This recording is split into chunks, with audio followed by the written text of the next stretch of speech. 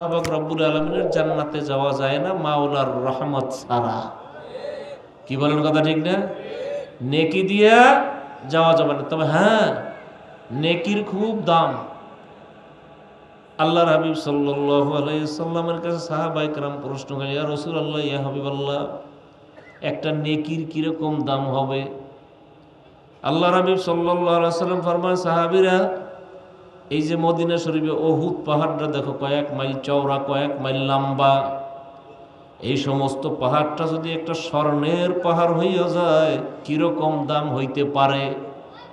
সাহাবায়ে কেরাম বলেন, ইয়া রাসূলুল্লাহ, ইয়া হাবিবাল্লাহ, এটা তো দুনিয়ার কোনো মানুষ হিসাব করিয়া শেষ করতে পারবে না। আল্লাহর হাবিব ফরমান, কিয়ামতের কঠিন ময়দানে একটা আদনা নেকিও এর চাইতে অনেক দামি হবে। তার কারণ হলো যে কিয়ামতের কঠিন ময়দানে এক আল্লাহর বান্দা আটকা পড়বে একটা নেকির কারণে। কয়টা নেকি? একটা। একটা নেকি হইলেই সেই জান্নাতে যাইতে পারে। বাবারে, আল্লাহর বান্দা বলবে, মাবুদ রে, দুনিয়াতে আমি নেকি কোথায় পাবো, আর আখিরাতে কোথায় নেকি পাবো? দুনিয়াতে আমার সবচাইতে আপন ছিল আমার মা। কি বলেন, কথা ঠিক না? মায়ের মতো আপন দুনিয়াতে কেউ ছিল না। সন্তান বিদেশে চাকরি বাকরিতে ব্যস্ত থাকে, যদি শুনে যে আজকে আমার সন্তান বাড়িতে আসবে, দুনিয়ার সব মানুষ ঘুমায়, জনম দুঃখিনী মা কোনো দিন ঘুমায় না। রাত্র 2টা বাজলেও ডাক দেবেন, যাইয়া দেখবেন একজন লোক সজাগ, সে হইল মা। কথা বলেন নাকি? সন্তান যখন অনেক অসুস্থ হইয়া যায়, ডাক্তার বলে আর বাঁচার অবস্থা নাই, খুব খারাপ অবস্থা, সব মানুষ যে ঘুমায়, বাবাও ঘুমায়, ভাইও ঘুমায়, সবাই ঘুমায়, এক ব্যক্তি মাতার কাছে বসিয়া বসিয়া চোখের পানি ফেলায় আর কান্দে, বলে, মাবুদ রে, আমার হায়াতের বিনিময়ে আমার সন্তানকে বাঁচাইয়া দাও। সে হইল মা। সে কি? মা। আল্লাহর বান্দা ডাক দিয়ে বলে, মাবুদ রে, আপনি আমার মার কাছে একটু আমাকে যাইতে দেন, আমি মায়ের থেকে বলিয়া দেখি একটা নেকি আনতে পারি কিনা, এই নেকিটা দিয়ে আমি বেহেশতি হইয়া যাব। বাবারে, যখন নাকি ছেলে যাইয়া খুঁজতে খুঁজতে তার মার কাছে যাই, বল, মা গো, আমি তোমার আব্দুর রহিম, আব্দুর রহমান আসছি, একটা নেকি দরকার। কয়টা? একটা নেকি দরকার। এই একটা নেকির কারণে আমি বেহেশতে যাইতে পারতেছি না। মা, তুমি আমাকে একটা নেকি দাও। মা ডাক দিয়ে বলবে, যা, আমার দুনিয়াতে কোনো সন্তানও ছিল না, আমার কোনো হিসাব নিকাশ হয় না, আমি তোমাকে নেকি দিতে পারবো না। মাও অস্বীকার করবে, বাবা অস্বীকার করবে, ভাই অস্বীকার করবে, কেউ কাউকে চিনবে না, একটা নেকি কেউ দিবে না। আল্লাহর হাবিব ফরমান, এই জন্য নেকি এত দামি, মাওলায় যদি রহমত না করেন, বাবারে কোনোদিন বেহেশতে যাওয়া সম্ভব না। আল্লাহর বান্দা ঘুরতে ঘুরতে ঘুরতে ঘুরতে আসবেন, এক আল্লাহর বান্দার মাত্র একটা নেকি আছে, কোনো নেক নাই, গুনাহ দিয়ে ভরপুর। কয়টা নেকি? আল্লাহর বান্দার সঙ্গে দেখা হইয়া যাবে, বলবে, ভাই তোমার কে? বল, ভাই আমি একটা নেকির অভাবে বেহেশতে যাইতে পারতেছি না, আমার তো এখন জাহান্নাম ছাড়া বুঝি উপায় নাই। বড় অসহায় হয়ে যখন রওনা করবে, ওই আল্লাহর বান্দা বলবে, যা হোক, আমার তো একটা নেকি আছে, এ দিয়ে তো বেহেশতে যাওয়ার সম্ভব না, কাজী ভাই তুমি আমার নেকিটা নিয়ে তুমি তো জান্নাতে যাও, আমার নসিবে যা আছে হবে। বাবারে, যখন সেই নেকিটা দিয়ে দেবে, মাওলার দরবার, মাবুদ রে, একটা নেকি পাইছি, আমাকে তুমি জান্নাতের ফয়সালা দিয়া দাও। মাওলায় ডাক দিয়ে বলবেন, তোমাকে কে নেকি দিল, কোথার থেকে তুমি নেকি পাইলা? তখন মাবুদ রে, এক বান্দা এরকম বলছে, এক ভাই, আমার মাও অস্বীকার করলো, বাবা অস্বীকার করলো, কেউ নেকি দিল না, ওই আল্লাহর বান্দা আমাকে নেকিটা দেছে। আল্লাহ পাক রব্বুল আলামিন ফরমান, কিয়ামতের কঠিন ময়দানে তোমার ভাই যেই ইহসান তোমাকে করলো, যাও আমি মাহকামুল হাকিমের রব্বুল আলামিন তুমি এত ইহসান করছো, একটা নেকি দেওয়ার কারণে আমি মাওলা তোমাকেও মাফ করে জান্নাত দিয়ে দিলাম। আল্লাহ পাক রব্বুল আলামিন এরকম উসিলা দিয়ে মাফ করবেন, ইচ্ছে করিয়া যে আমি নেকি কামাই করছি আমি বেহেশতে চলে যাব না, আমি এত সহজ না। আল্লাহ পাকের দয়া হইতে হবে, কথা বোঝেন নাই? আল্লাহ পাকের দয়া মায়া কার উপরে থাকবে? দেখবেন আমরা দুনিয়াতে অনেক লোকজন ব্যবসা বাণিজ্যে বিভিন্ন জায়গায় মিল ফ্যাক্টরিতে গোলাম চাকরিজীবী আমাদের অধীনস্থ লোক আছে কি নাই? আছে না অনেকের? দেখবেন মালিক ওই গোলামকে বেশি ভালোবাসে। কোন গোলাম? যেই গোলাম মালিকের কথা মতো চলে। কথা কন না কে? মালিককে বড় মোহাব্বত করে, মালিকের আনুগত্য প্রকাশ করে, এই রকম গোলামের উপরে মালিক খুশি বেশি। কি বলার কথা ঠিক না? খুব খুশি না? আর যেই গোলাম মালিকের কথাবার্তা অত মানে না, দেখবেন মালিক তাকে কত মোহাব্বতও করে না। আমরা আল্লাহ পাকের গোলাম না? অনেকে কয় হুজুর কোন কি আমরা গোলাম? যদি কি ওরে গোলাম কয় ওরে সর্বনাশ, গোলাম কইতে বড়। আসলে গোলামিয়াতের মর্যাদা হইল সবচেয়ে বড়। কথা বোঝেন নাই? আল্লাহ পাকের গোলাম হওয়া এটা সবচেয়ে বড় দামি জিনিস। আমরা তো হইতে পারি না, আল্লাহর হুকুম অনুযায়ী চলতে পারি না। এ আল্লাহর বান্দারা, এই জন্য আল্লাহ পাকের গোলাম হইতে পারলে মাওলার মোহাব্বত, আল্লাহ পাক রব্বুল আলামিনের হুকুম অনুযায়ী চলতে পারলে, মাওলার হুকুম অনুযায়ী বান্দা যদি চলতে পারে, আল্লাহ পাক রব্বুল আলামিন ওই বান্দার উপরে রাজি খুশি হইয়া যায়। আল্লাহ পাক রব্বুল আলামিন কোন বান্দার উপরে রাজি? দেখবেন কিছু বান্দা আছে গতকালকে গেছে লাইলাতুল বরাতের রাত্রি, কতক্ষণ না কে দেখি মসজিদে জায়গা নাই। দেখছেন না? আজকে এশার নামাজের সময় হেরা কই গেল? আজকে এশার নামাজে কালকের এশার মতো লোক হয়েছে না? হ্যাঁ, আমাদের ওদিকে হয় না, আপনাদের এনে হয় না, হারাই গেছে। মনে করছে যে আল্লাহরে মোটামুটি একটা বুঝ দিয়ে আইলাম, আল্লাহ বুঝে বুঝে না। কথা বলেন না? সারা রাত বসে নফল ইবাদত, নফল নামাজ, কথা বোঝেন নাই?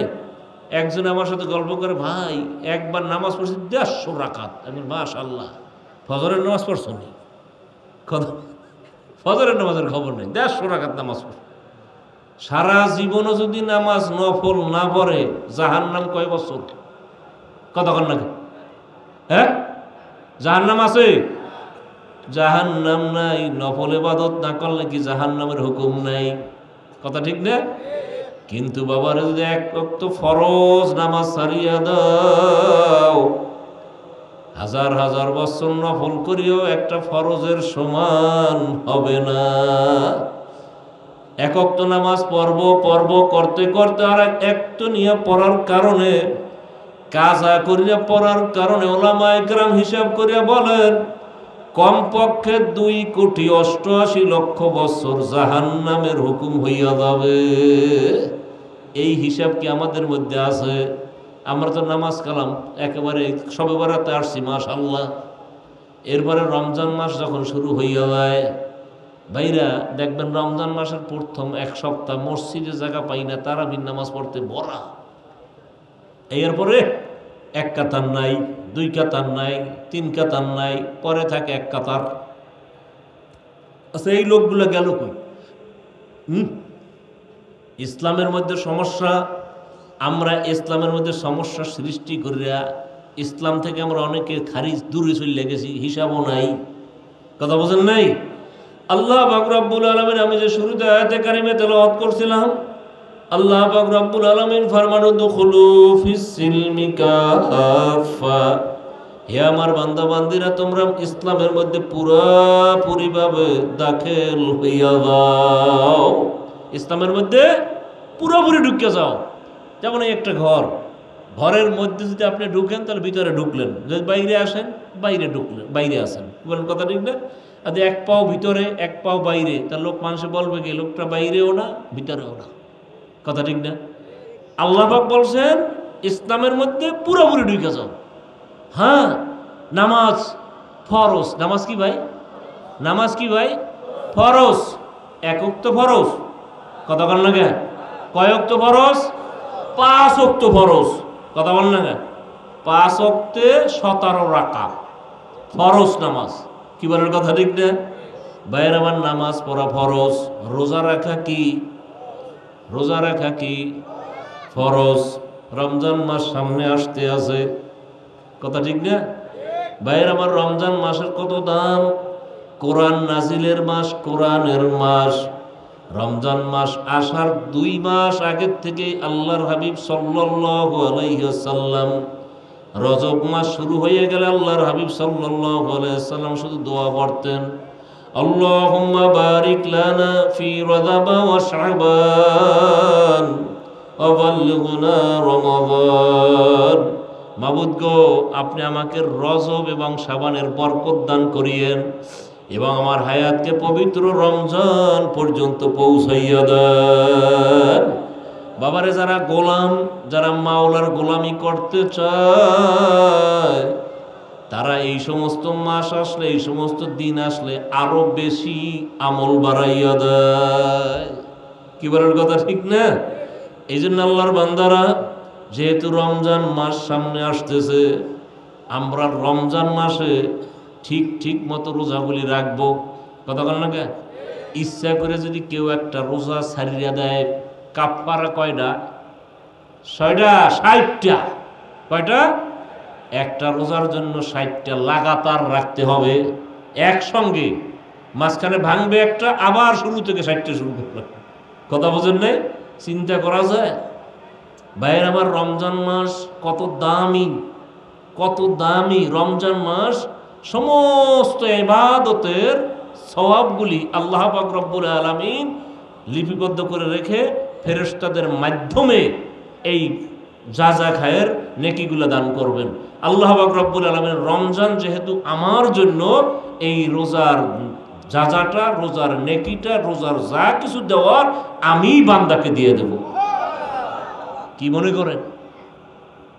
অন্য জায়গার বোঝা আছে, যে ব্যক্তি রোজা রাখে আমি মাওলা তার হইয়া যাব। রোজাদারের জন্য কত ফজিলত! কি বলেন, কথা ঠিক না? আবার বাবারে, রোজাদারের জন্য বড় কঠিন হুঁশিয়ারি আছে। আল্লাহর হাবিব জনাবে মুহাম্মদুর রাসূলুল্লাহ সাল্লাল্লাহু আলাইহি ওয়াসাল্লাম, এই যে মসজিদে মেম্বার দেখছেন না, প্রত্যেক মসজিদে 3 তাক বিশিষ্ট মেম্বার আছে কি নাই? আছে না? দেখবেন 3 তাক বিশিষ্ট। আল্লাহর হাবিব সাল্লাল্লাহু আলাইহি ওয়াসাল্লামকে যখন নাকি মেম্বার বানাই দেওয়া হলো, কাঠের মেম্বার, এর আগে আল্লাহর রাসূল সাল্লাল্লাহু আলাইহি ওয়াসাল্লাম একটা মরা খেজুর গাছের সঙ্গে ত্যাগ লাগাইয়া খুতবা দিতেন। কথা বুঝতে পারছেন? ভাইয়ের আমার, যখন এক মহিলা আল্লাহর হাবিব সাল্লাল্লাহু আলাইহি ওয়াসাল্লামকে সেই মেম্বার বানাইয়া দিলেন, দেওয়ার পরে আল্লাহর হাবিব সাল্লাল্লাহু আলাইহি ওয়াসাল্লাম খেজুর গাছকে ছাইরা দিয়া মেম্বারে বসে যখন দাঁড়াইয়া খুতবা দেন, আল্লাহর রাসূল সাল্লাল্লাহু আলাইহি ওয়াসাল্লাম শুনে মানুষের মতো করে গুনগুন করে কান্নার আওয়াজ। আল্লাহর হাবিব সাল্লাল্লাহু আলাইহি ওয়াসাল্লাম চিন্তা করলো কোথায় কান্নার আওয়াজ পাওয়া যায়। এদিক সেদিক তাকায়, দেখে যে ওই যে মরা গাছটা ছিল, সেই গাছটার ভিতর থেকে কান্নার আওয়াজ পাওয়া যায়। কি মনে করেন? মোহাব্বত। এটা খেজুর গাছ, তারে তো দাও। আল্লাহর হাবিব বলেন, খেজুর গাছ তুমি কেন কান্দো? ও আল্লাহর রাসূল গো, আপনি আমার সঙ্গে ত্যাগ লাগাইয়া খুতবা দিতেন, আমার বড় ভালো লাগতো। আজকের থেকে তো আমি এই বরকত থেকে মাহরুম হইয়া গেলাম। ও আল্লাহর রাসূল গো, আমি বুঝি এই বরকত থেকে মাহরুম হইয়া গেলাম। আল্লাহর হাবিব সাল্লাল্লাহু আলাইহি ওয়াসাল্লাম, না খেজুর গাছ যাও, তোমাকেও আমি মাওলার জান্নাতে নিয়ে যাব। তাকে ওখানে দাফন করে দেওয়া হইল। ভাইয়ের আমার, আমি বলতেছিলাম, এই মেম্বারের যখন নাকি 1, 2, 3 তাক আল্লাহর হাবিব সাল্লাল্লাহু আলাইহি ওয়াসাল্লাম উপরের তাকে বসিয়া খুতবা দিতেন, উপরের তাকে দাঁড়াইয়া খুতবা দিতেন।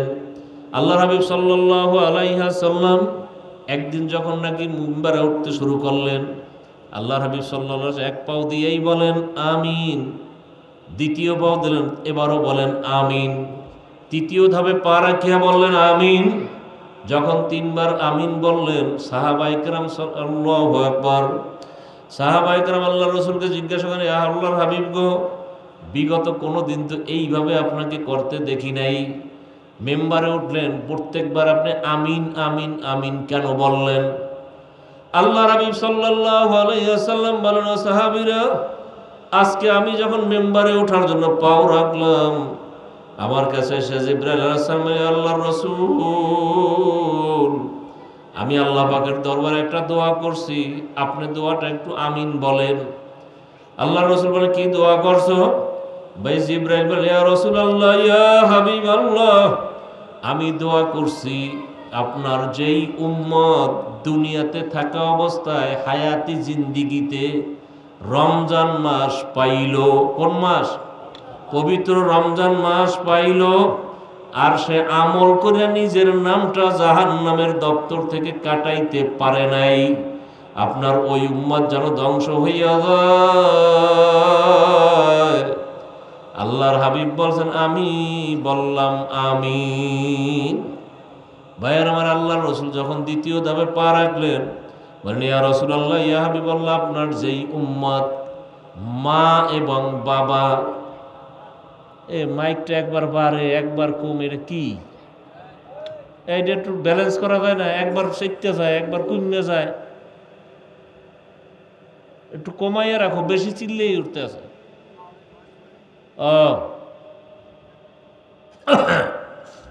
আল্লাহ হাবিব সাল্লাল্লাহু আলাইহি ওয়াসাল্লাম বলেন যে জিবরাইল আলাইহিস সালাম আমার কানের কিনারায় বলল, ইয়া রাসূলুল্লাহ, ইয়া হাবিবাল্লাহ, যখন নাকি আপনার উম্মত মা এবং বাবা দুইজনকে জীবিত পাইল অথবা একজনকে জীবিত পাইছে, তাদের খেদমত করিয়া যদি জান্নাত কামাই করতে না পারে, আপনার ওই উম্মত যেন ধ্বংস হইয়া যায়। আল্লাহর রাসূল বললেন আমিন। 3 নাম্বার ধাপে পা রাখলেন, ইয়া রাসূলুল্লাহ, ইয়া হাবিবাল্লাহ, আপনার ওই উম্মত যেন ধ্বংস হইয়া যায় যে আপনার নাম শোনার পরে দুরূদ পড়বে না, সেও যেন ধ্বংস হইয়া যায়। আল্লাহর হাবিব বলেন আমিন। ভাইরা, জিবরাইল আলাইহিস সালাম হলো সমস্ত ফেরেশতাদের সরদার, কথা বলেন না কেন?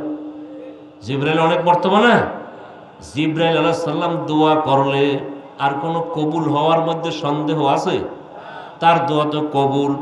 এরপরে সরদারে দোজাহান আল্লাহর হাবিব সাল্লাল্লাহু আলাইহি ওয়াসাল্লাম, আল্লাহ পাকের পরেই যার সম্মান, কি বলেন কথা ঠিক না?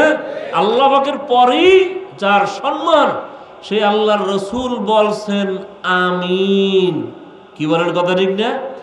এই দোয়া কবুলে কোনো সন্দেহ আছে? কথা কইেন, কোনো সন্দেহ আছে? কাজেই এই 3টা কথাটু মনে রাখেন। কোনটা? রমজান মাস পাইছে, গুনাহ মাফ করে জাহান্নাম থেকে বাঁচতে পারে নাই, ধ্বংস হয়ে যাব। কি হয়ে যাব? এতে কোনো লাভ নেই। আল্লাহর রাসূলের চেয়ে বড় বৃদ্ধি আছে মিয়া? আল্লাহর রাসূল আমিন বলছে, এই দোয়া কবুলে কোনো সন্দেহ নাই নাই নাই। কি বলেন কথা ঠিক না? মা এবং বাবা দুইজনকে পাইছেন অথবা একজনকে পাইছেন, তাদেরকে খেদমত করিয়া জান্নাত কামাই করতে পারেন নাই, নিশ্চয়ই আপনি ধ্বংস হইয়া যাইবেন, সন্দেহ নাই। আল্লাহর হাবিব সাল্লাল্লাহু আলাইহি সাল্লামের নাম শুনলে দুরূদ পড়েন নাই, ধ্বংস হইয়া যাইবেন। আছে না দুরূদ শরীফ পড়ে না? রাসূলুল্লাহ সাল্লাল্লাহু আলাইহি সাল্লামের নাম শুনে প্রথম দুরূদ শোনার সাথে সাথে সাল্লাল্লাহু আলাইহি সাল্লাম পড়া ওয়াজিব। কি কোন? ওয়াজিব। আমরা তো পড়ি না। এই কথা দিনটা মনে রেখেন। আসলে আমল তো বেশি লাগে না, যেহেতু রমজান মাস সামনে। অনেকের তো মা বাপ সবাই আছে কি নাই? অনেকের আছে, অনেকের নাই। অনেকের একজন আছে আর একজন নাই। সুযোগ আছে না? সুযোগ আছে। তাদের খেদমত করিয়া জান্নাত কামাই করা লাগবে। কিভাবে খেদমত করবেন? আল্লাহ পাক রব্বুল আলামিন ফরমান, মা বাবার সঙ্গে এইরকম আচরণ করো, মা বাপ যেন কোন সময় উহ আহ এরকম শব্দ বের না করে। কথা বোঝেন নাই? অনেক সময় আছে না, বেটা বুড়ো হয়ে গেছে, এরবার বুড়ি রে কয় এইরকম, আরে বেটা তুমিও তো একদিন এরকম বুড়া হবা। কি বলেন, কথা ঠিক না? মা বাবার খেদমত কিভাবে করবেন? দেখবেন অনেক জায়গায় যাই, মা বাবা নিয়ে আসে, হুজুর আমার ছেলে একটু দোয়া করেন, আল্লাহর ফজলে ও অনেক ভালো আছে, হুজুর আমার অনেক খোঁজ খবর নেয়, হুজুর আমার ছেলের জন্য দোয়া করেন, আসে না? আবার অনেক জায়গায় আসে, হুজুর আমার ছেলে আমার একটু খোঁজ খবর পর্যন্ত নেয় না, আছে না? কত জায়গায় কত ঘটনা শোনা ধরে, বদনসিবরে কপাল পোড়া, তোর নসিবে বুঝি মাওলায় জান্নাত রাখে নাই। এখনো সময় আছে যে হুজুর যাদের মা বাপ করে দুনিয়াতে নাই, তাদের খেদমত কিভাবে করবেন? কবরের কিনারায় যাইবেন, তাদের কবর জিয়ারত করবেন, কথা কন না কে? তাদের নামে দান সদকা করবেন, কথা বুঝাইতে পারছি? অনেকে আছে মা বাবা মারা গেছে, আর চাচাগোর লাগে দেখা নাই, খালার লাগে দেখা নাই। আল্লাহর রসুল ফরমান না, তোমার মুরব্বীরা যখন দুনিয়ার থেকে চলে যায়, যে নাকি দুনিয়াতে তাদের আপনজন বেঁচে আছে তাদের কাছে যাও, তাদেরকে হাদিয়া তহবা দাও, মা বাবা খুশি হইয়া যাবে, কথা কন না কে? এখন একজন মারা গেলে আর হে দেশে আমরা নাই, কি কর, কথা ঠিক না? যাই হোক ভাইয়ের আমার, রমজান মাস হলো কোরআনের মাস। আমরা রমজান মাস আসলেই ইবাদত বন্দিগির জন্য আমরা তৈরি হইয়া যাব। আল্লাহর হাবিব 2 মাস আগের থেকে শুধু ইবাদত বন্দিগি করার জন্য প্রস্তুতি নিতেন। শাবান মাস আসলে, আমরা তো শাবান মাসের আজকে 15 তারিখ গেলই, আর কয়দিন পরেই তো রোজা শুরু হইয়া যাবে। রমজান মাসের সবচেয়ে একটা বড় আমল হইল রমজানের সাথে তারাবির নামাজ, কথা কন না কে? তারাবির নামাজ আছে না? এই তারাবির নামাজ কয় রাকাত? কয় রাকাত? খবরদার দেখবেন যারা নাকি এতবার বলার পরেও 8 রাকাত হইলেও কত কপাল পরা বাইরে আডে, কথা কন না? আছে না? 12 রাকাত হইলে কিছু যায়, আছে কি নাই? ওরে কপাল পোড়া, তোর মতো বদনসিব কপাল পোড়া আর সারে জাহানে নাই। বাইরা নামাজ পড়লে সব না গুনাহ হয়, কথা কন না গা? যদি নামাজ পড়লে সোয়াব হয়, ওরা হাদিস দেয় আল্লাহ রসুল সাল্লাল্লাহু আলাইহি সাল্লাম এই 20 রাকাত তারাবি পড়ে নাই, কথা বোঝেন নাই? আল্লাহ রসুল এই রাকাত পড়ছে, এই রাকাত পড়ছে, এইরকম চটি বই নিয়ে আস, কথা বোঝেন নাই? সাহাবায়ে কেরামদের আমল থেকে 20 রাকাত তারাবি সাবেত হয়েছে, কথা বোঝেন নাই? তা 20 রাকাত তারাবি সাহাবায়ে কেরামদের হাদিসের মধ্যে তার প্রমাণ। আল্লাহর রসুল ফরমান আমার সুন্নত এবং আমার সাহাবাদের সুন্নত, কি বলার কথা ঠিক না? তো সাহাবীরা যেটা করছে সেটা আমরা করবো না? 20 রাকাত পড়বো। তারাবি কয় রাকাত পড়বেন? যেগুলা 20 রাকাত পড়ে না, মনে করেন ওইগুলা কপাল পোড়া, তাদের সন্দেহ নেই, ঠিক আছে? তারাবির নামাজ পড়বো 20 রাকাত, ঠিক আছে? আর ওরা যে হাদিস দেয় 8 রাকাত 12 রাকাত, সেইটা হইলে আল্লাহর রসুল সাল্লাল্লাহু আলাইহি সাল্লাম 12 মাস পড়তেন, সেইটার নাম হইল তাহাজ্জুদ। সেটার নাম কি? তাহাজ্জুদ পড়তেন সব সময়। আর ওইটা এখন আইনা তারাবির সাথে মিলাইয়া ওরা তারাবির নামাজ থেকে মাহরুম। ভাইরা, আপনি এখান থেকে ঢাকা যাবেন বা অনেক দূরে চট্টগ্রাম যাইবেন, এক লোকের কাছে জিজ্ঞাসা করলেন, ভাই একটা কাজ করেন, আমি তো এখান থেকে ঢাকা বা চট্টগ্রাম যাব, কয় টাকা খরচ লাগবে? তো একজনে বলল যে টাকা লাগবে ভাই 1200, একজনে বলল 1000, একজনে বলল 1500, কথা বুঝেন নাই? আপনি টাকা নিয়ে গেলেন মোটামুটি 1500, যাই দেখেন না মাশাল্লাহ 1500 নিয়ে গেছি, খরচ হয়েছে 1200, 300 পকেটে আছে, সমস্যা নেই। কিন্তু যাইয়া দেখলেন নিয়ে গেছেন 1000, যাইয়া দেখলেন যে না লাগবে 1200, চট্টগ্রাম যাইতে পারবেন? কথা কন না গা? যাইতে পারবেন? আচ্ছা, নামাজ যদি আমরা পড়ি 20 রাকাত করে তারাবির নামাজ পড়ি, পড়ার পরে যদি দেখি আমাদের মধ্যে না এখানে 10 রাকাত পড়লে হইতো, 12 রাকাত পড়লে হইতো, আমাকে আরো 12 রাকাত করে প্লাস রইল না, বেশি রইল না, গুনাহ তো হয় নাই। আর যদি কপাল পড়ারা চাই দেয় যে না আমরা পড়ছি 8 রাকাত, এ জায়গায় লেখা আছে হিসাব হইল 20 রাকাতের, তার অবস্থা কি হইবে? কথা কন? আর মেয়াদ বেশি থাকলে তো লাভ, কি বলার কথা ঠিক না? ভাইয়ের আমার, আমাদের কুতুবুল আলম ইসহাক সাহেব রহমাতুল্লাহ আলাইহি চরমনার জমিনের ঘুমাইয়া রইছে, আল্লাহর কুতুবের তবিয়ত ছিল বয়ান করিয়া বলতো, ও মেয়ারা, তোমরা যদি মনে করো কোরআন হাদিস এত সত্য হইবে না, কবরে আযাব হইবে না, এরকম আযাব হবে না, জাহান্নাম নাই, বেহেশত নাই, এইগুলো যদি নাই বিশ্বাস করো, হ্যাঁ হইল না মরার পরে, যে হ্যাঁ কিছু পাইলাম না, যদি ঠিক আছে এইভাবে তুমি আমল করলো না, তুমি এইগুলোতে ঘাড় মোলাইয়া চললো, কিচ্ছু হইবে না। যদি এইভাবে কবরে যাও, কবরে যাই যদি দেখো আসলে কিছু হইল না, তুমিও বাচ্চা গেলাম, আমিও বাচ্চা গেলাম, আমরা আমল করছি তাতে কি হয়েছে? আর যদি কবরে যাই দেখি সব সত্য হইয়া যায়, তখন তোমার বা উপায় কি, আমার বা উপায় কি? কি বলেন, কথা ঠিক না? এই জন্য আমল করিয়া সামানা জোগাড় করা লাগবে। বাবারে, রমজান মাসকে আল্লাহ পাক রব্বুল আলামিন কত দামি বানাইছেন। এই মাসে যদি আপনি 70টা ফরজ আদায় করেন, এই মাসে কয়টা? 70টা ফরজ আদায় করবেন, রমজান মাসে একটা করলেই এই সম পরিমাণ সব পাইয়া যাবে। বাবার, এই মাসে একটা ফরজ আমল করে যেই পরিমাণ নেকি আমল নামায় জমা হইয়া যাবে, বাবারে রমজান মাসে একটা নফল আমল করলে এই পরিমাণ সওয়াব দেওয়া হয়। রমজান মাসকে আল্লাহ পাক রব্বুল আলামিন এমনভাবে সাজাইয়া রাখেন, রমজান মাসে জাহান্নামের দরজাগুলি বন্ধ করে দেওয়া হয়। ইবলিসকে মাওলায় জিনজির পরাই আটকাইয়া দেয়, ইবলিস অসোয়াশা দিতে থাকে, পারে না।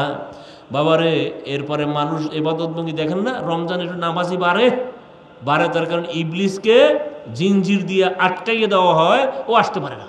তা বলতে হের পরে যে হুজুর বেনামাজি রোজাদার বেরোজদারিতে দেখা যায়, এটা কারণ রাখি, এর কারণ হইল বল আছে না, বলের মধ্যে হাওয়া দিলে মোটামুটি 15-20 দিন, 1 মাস 2 মাসেও সমস্যা হয় না।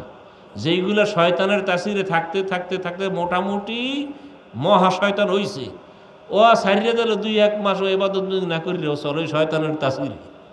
কথা বুঝেন নাই বাইরে? আবার এই জন্য তওবা করা দরকার, যেহেতু ইবলিসকে মাওলায় আটকাইয়া দেন, জাহান্নামের দরজা বন্ধ করে দেন, জান্নাতের দরজাগুলি মাওলায় খুলে দেন, এবং ইফতারের সময় আল্লাহ পাক রব্বুল আলামিন কোটি কোটি বান্দাদেরকে মাফ করিয়া দেন।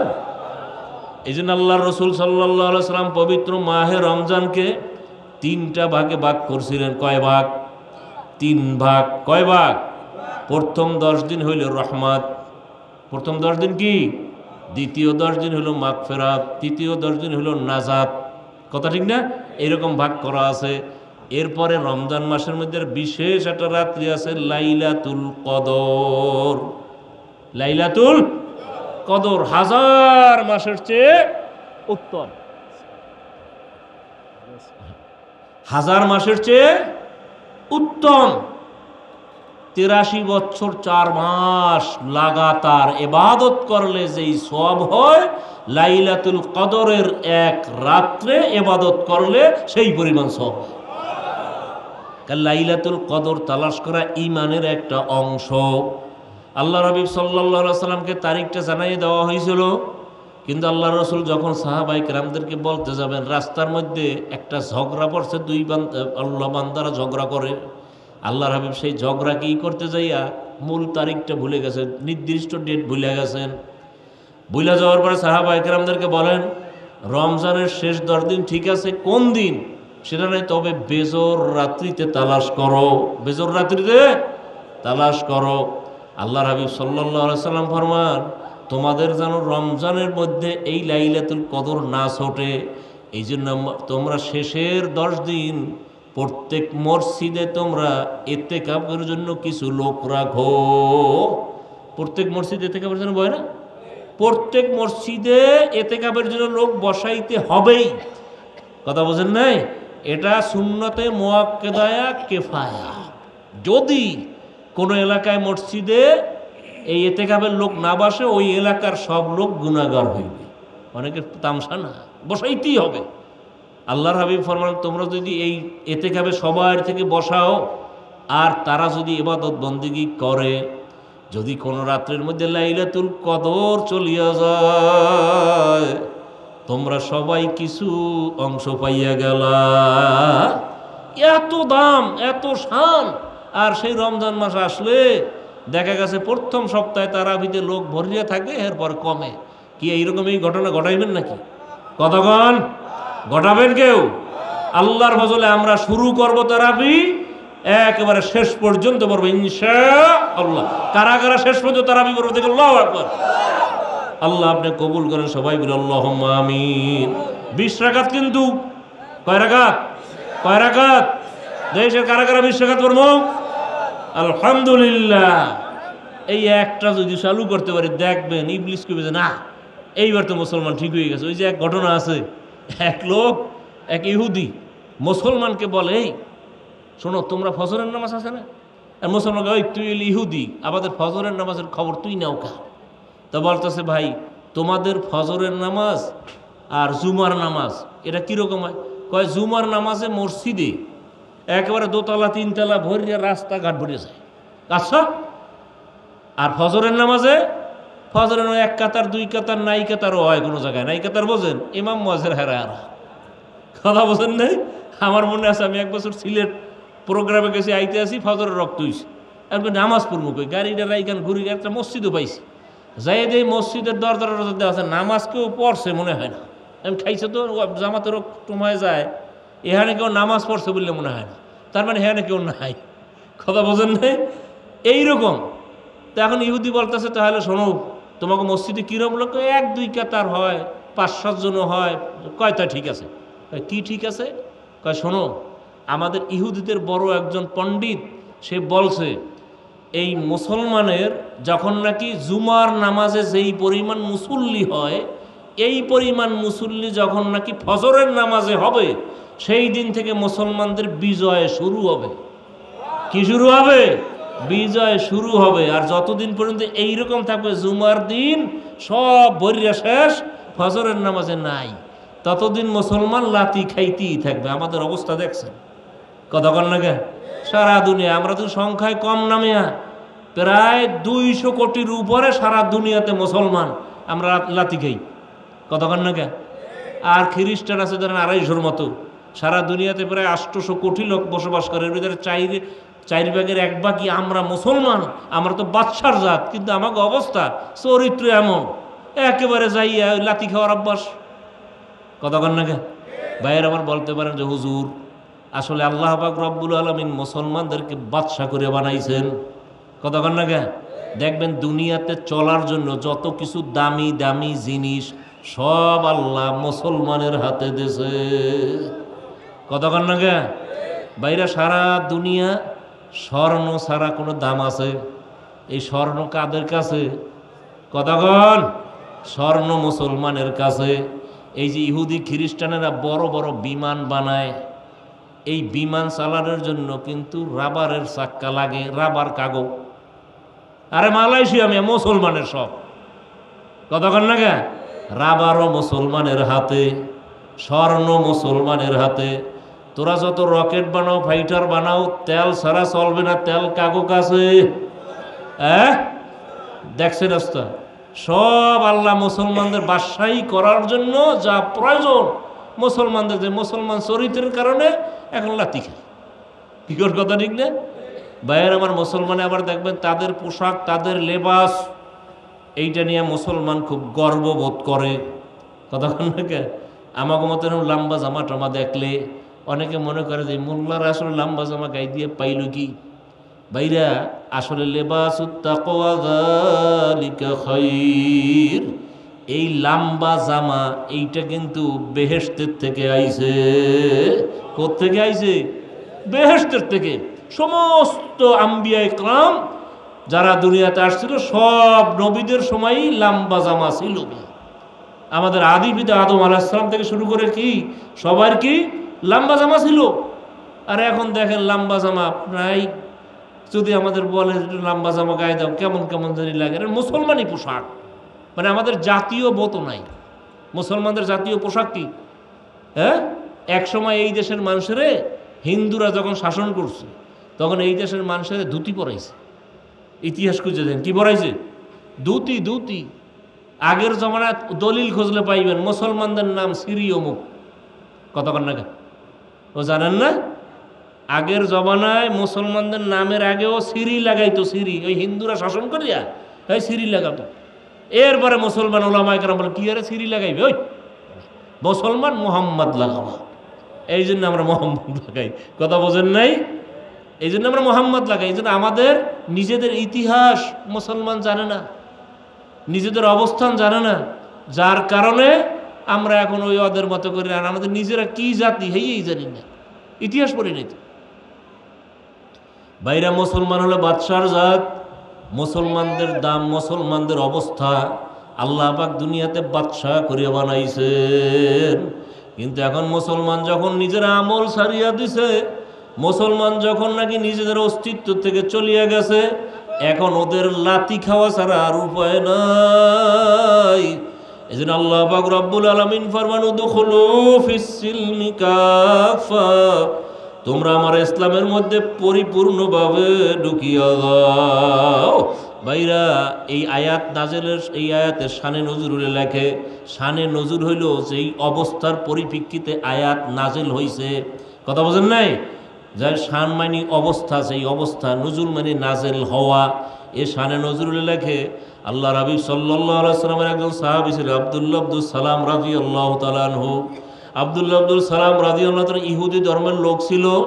ইহুদি ধর্মের মধ্যে উটের গোশত খাওয়া হারাম ছিল। তারা জীবনে কোনোদিন উটের গোশত খায় নাই। তাদের কাছে একটা বংশগত ঘৃণা ছিল। বাবার আব্দুল্লাহ আব্দুল সালাম রাদিয়াল্লাহু তাআলা যখন নাকি মুসলমান হইলেন, আল্লাহ পাক রব্বুল আলামিন মুসলমানদের জন্য উটের গোশত হালাল করিয়া দিয়েছেন। উটের গোশত কি করছে? হালাল করিয়া দিয়েছে। মুসলমানেরা উটের গোশত খায়। বাবার আব্দুল্লাহ আব্দুল সালাম রাদিয়াল্লাহু জীবন কোনোদিন যেহেতু উটের গোশত খায় নাই, তার কাছে একটু ঘৃণা লাগেছে। আসলে কেমন, আমরা যে এই জিনিসটা কোনোদিন খাই নাই, হঠাৎ খাইতে গেলে একটু ঘৃণা লাগে না? কেমন জানি। আমরা কোনোদিন কচ্ছপ খাইছি মুসলমানরা? কতক্ষণ কচ্ছপ, কচ্ছপ কিন্তু হিন্দুরা খায়। কথা ঠিক না? যদি আপনার হিন্দুরা খায়, ওটা জাতিগত একটা ইয়ে আছে। যদি আপনার আমার কেউ কয় ওই বেড়া তোর কচ্ছপ খাওয়াই দেবেন, দেখবেন কি ঘৃণা লাগে। কথা ঠিক না? হিন্দুরা খায়। যদি এর সে কয় না তোর কুত্তর গোশত খাম, অত ঘৃণা লাগে না, কারণ কুত্তর তো আর হিন্দুরা খায় না। কথা ঠিক না? জাতিগত একটা এই অবস্থা আছে। যখন নাকি বললো তোরে তোমাদেরকে আমি কচ্ছপ খাওয়াই দেবো, যদি দেখবেন কত ঘৃণা লাগে। এইরকম আব্দুল্লাহ আব্দুল সালাম রাদিয়াল্লাহু জাতিগত একটা ঘৃণা ছিল। যখন আল্লাহ পাক রব্বুল আলামিন মুসলমানদের জন্য উটের গোশত হালাল করিয়া দিয়েছেন, আব্দুল্লাহ আব্দুল সালাম রাদিয়াল্লাহু তাআলা ডাক দিয়ে বলো, ও মুসলমানেরা, আল্লাহ পাক রব্বুল আলামিন উটের গোশত হালাল করছে, আমি মুসলমান, আমিও হালাল জানি। আমি কি জানি? আমিও হালাল জানি, কিন্তু তো আমার কাছে একটু কেমন জানি একটু ঘৃণা লাগে। তোমরা সবাই খাও। কথা বলেন, একটু ঘৃণা লাগছে। ভাইরা কথাটা লক্ষ্য করেন, আমাকে বাংলাদেশের কয় পার্সেন্ট মানুষে, কয় হাজার লোক এই পর্যন্ত উটের গোশত খাইছে বলতে পারবেন না। কি বলেন কথা, কয় পার্সেন্ট লোক? ওই মক্কা শরীফে গেলে তাও যে উটের গোশত ভাগে পায়, হ্যাঁ কালে মরা তারা উটের তো পাইতে পারে। কথা ঠিক না?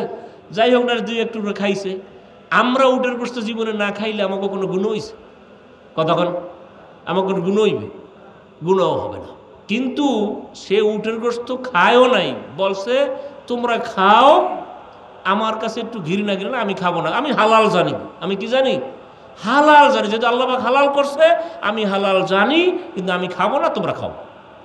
এক ধরনের মুসলমান আছে না, বাইরা নামাজ পড়ি না, তবে নামাজের দিকে মোহাব্বত করি, আছে কি না? হুজুর নিজে সুন্নাত তরিকা আছে না, মোহাব্বত করি, এটা সুন্নাত আছে না? হুজুর এইটা ভালো লাগে না, এইটা ভালো লাগে না, আছে, কিন্তু নিজে করে না, আছে কি না?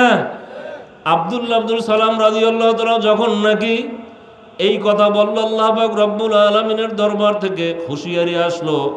আল্লাহ পাক রব্বুল আলামিন তখন আয়াত নাযিল করেন, উদখুলু ফিস সিলমি কাফা। ও আব্দুল্লাহ আব্দুল সালাম, তোমার এই মুখের দাবিতে কাজ হবে না। আমি যখন উটের গোশত হারাম করছিলাম তুমি খাও নাই, এখন আমি হালাল করছি, তোমার খাইয়া প্রমাণ করে দেখাইতে হবে। তুমি যতক্ষণ পর্যন্ত দেখাল্লা খাইয়া প্রমাণ না করবা, ততক্ষণ পর্যন্ত তোমার এই মুসলমানি আমার দরবারে কাজে লাগবে না। ভাইরা, আমরা যারা মনে করি হুজুর নামাজ পড়ে পরে টুপি ভালো লাগে না, নামাজ পড়ে পরে জামাত ভালো লাগে না, বাবার এইটা ভালো লাগে না, ওইটা ভালো লাগে না, এইটা ভালো লাগে না, এইরকম আছে কি নাই? এই রমজান মাস আসলে কত মানুষ আপত্তি করে, আহারে এত কষ্ট করে কি রোজা থাকা যায়, আমাদের কি ভাতের অভাব, টাকার অভাব? বাবারে অনেক সময় দেখা যায় যে আরে আল্লাহ এই কঠিন হুকুমটা কেন দিলেন, আল্লাহ পাক এই কষ্টের হুকুমটা কেন দিলেন, আল্লাহ পাকের উপর আপত্তি আসতে চায়।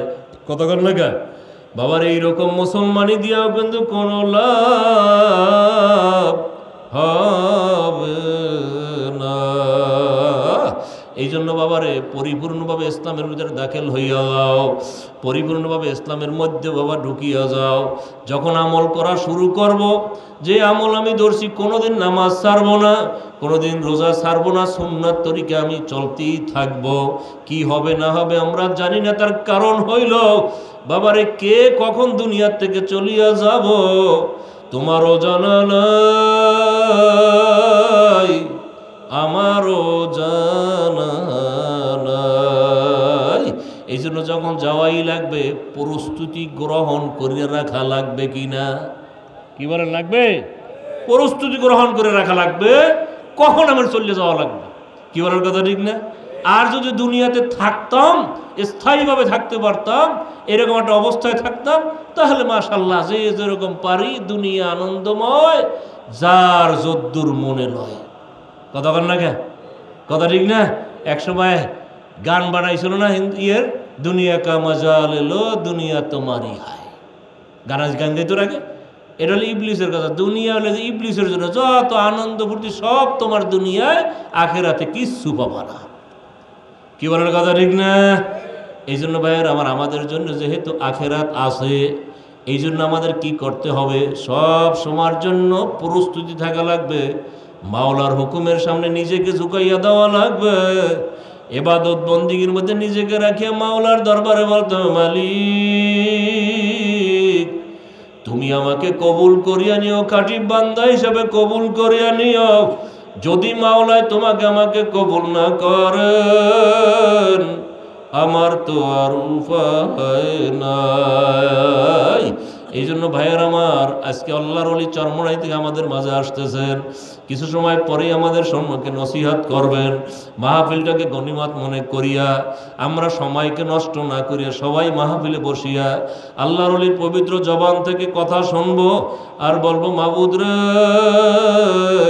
জীবনের কোনো আমল যদি পছন্দ না হয়, আজকের মাহফিলটাকে উসিলা বানাইয়া তুমি আমাকে নাজাত দিয়া দিও।